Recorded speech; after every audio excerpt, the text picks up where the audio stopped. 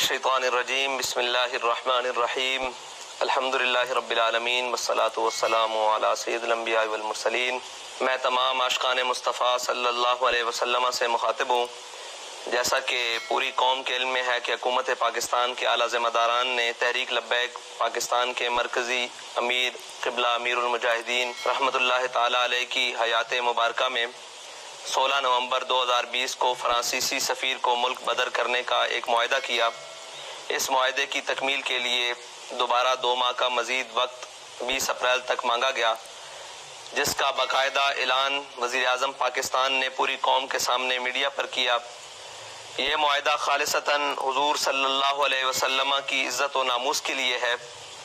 تحریک لبیک یا رسول اللہ پاکستان کی مرکزی مجلس شورا نے اتفاق رائے سے فیصلہ کیا ہے کہ 20 اپریل بروز منگل تک اگر حکومت پاکستان نے اس معاہدے پر عمل درآمد نہ کیا تو رات 12:01 پر قبلہ امیر المجاہدین کے مزار اقدس سے ناموس رسالت صلی اللہ علیہ وسلم مارچ کا آغاز کیا جائے گا۔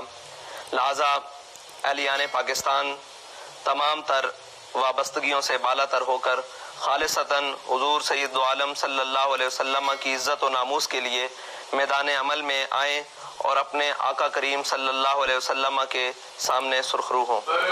لبیک لبیک یا رسول اللہ لبیک۔